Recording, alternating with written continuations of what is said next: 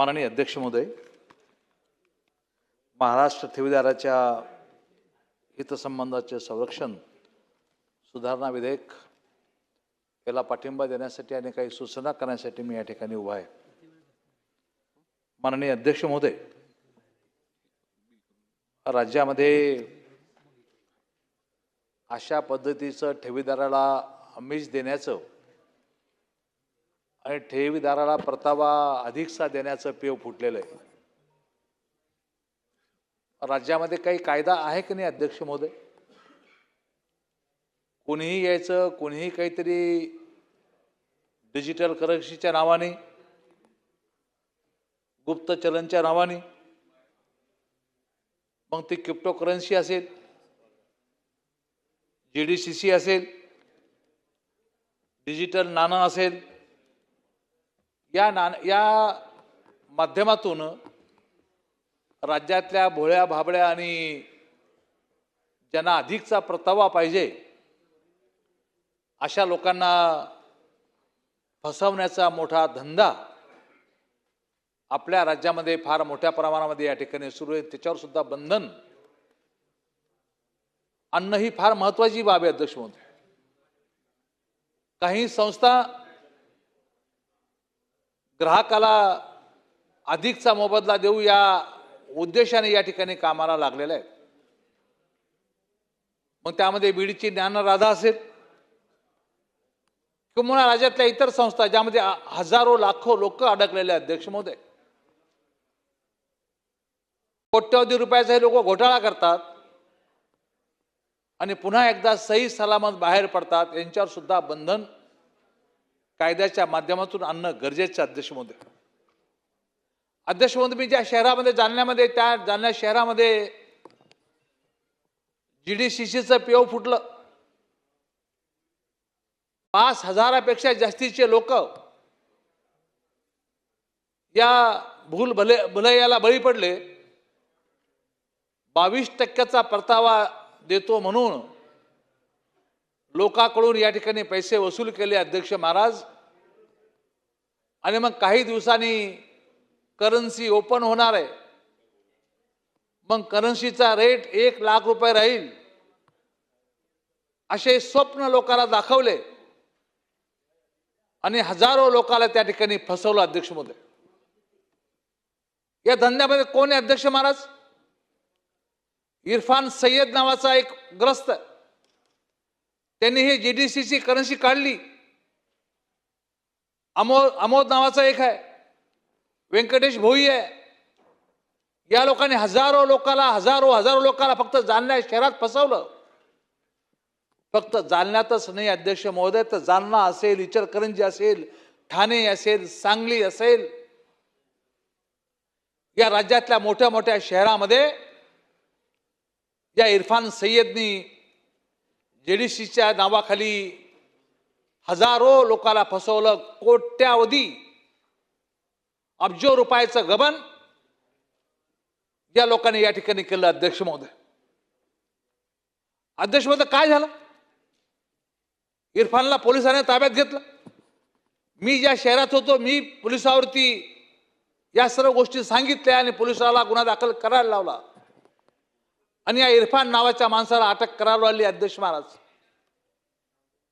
कोर्टाकडून जमानत झाली। ज्या दिवशी जमानत झाली त्या दिवशी हा माणूस देश सोडून फरार झाला। आजपर्यंत कोर्टामध्ये हजर नाही। कोट्यावधी रुपये अध्यक्ष महोदय, गोरगरिबांची स्वप्न या माणसाने उधळून टाकली। अध्यक्ष महोदय, गुंतवणूक द्यायची आणि त्यामध्ये मोठा परतावाचा आमिष दाखवायचं, भाव वाढणारे अशा भागाचे स्वप्न दाखवायचे आणि त्यामुळे सामान्य माणूस, आपण किती जरी सांगितलं, सरकारने जरी सांगितलं, तरी सामान्य माणूस या आमिषाला बळी पडतो अध्यक्ष महोदय। चांगली लोक, मला सभागृहाला सांगता येईल की अत्यंत प्रतिष्ठित असताना लोक सुद्धा या GDCCच्या नादी लागले। काही आमदार खासदार सुद्धा त्याच्या नादी लागले आणि स्वतःची फसवणूक या माध्यमातून या ठिकाणी झाली अध्यक्ष महाराज। हा मुख्य आरोपी म्हणल्याप्रमाणे आजही एवढ्या जिल्ह्यामध्ये मी फक्त जालन्यामध्ये गुन्हा दाखल करू शकलो. मग एवढी फसवणूक होऊन सुद्धा इचलकरंजीला गुन्हा दाखल झाला नाही, ठाण्याला झाला नाही, किंवा सांगलीला झाला नाही. तिथल्या लोकांची, हजारो लोकांची फसवणूक झाली. शासनाकडे मंत्री महोदय, शासनाकडे अनेक निवेदन आले. शासन म्हणून काय करू शकलो? काय हित जपलं या लोकांचं? जे ठेवीदार आहे त्या ठेवीदारांचं हित काय जपलं? आपण हा कायदा आणतो हे मान्य आहे, आपण सुधारणा करतो हे मान्य आहे, पण रोजपणे तुमच्या डोळ्याच्या समोर रोज फसवणारे गुप्त चलन, क्रिप्टोकरन्सी रोज निर्माण करतात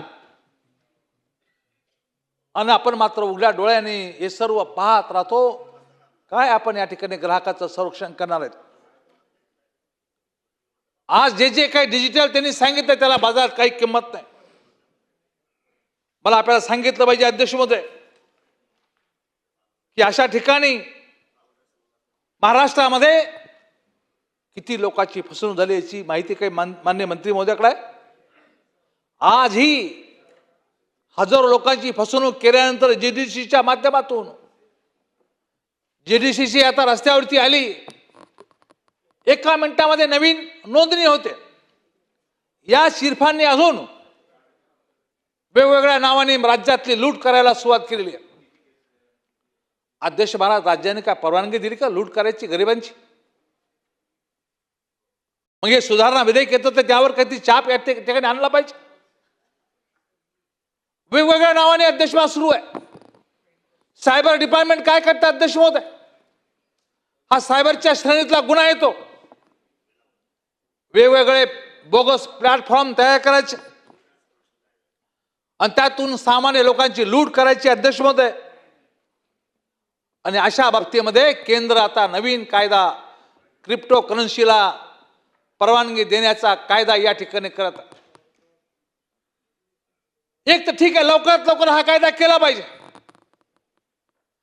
कुठंतरी कायद्याने आधार त्याला भेटेल.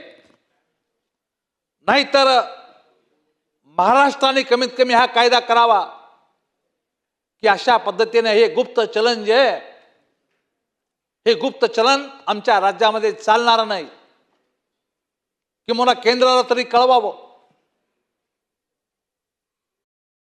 हे जर आपण केंद्राला कळवलं तर निश्चितपणे सामान्य लोकांची या ठिकाणी फार मोठ्या प्रमाणामध्ये फसवणूक टळू शकते.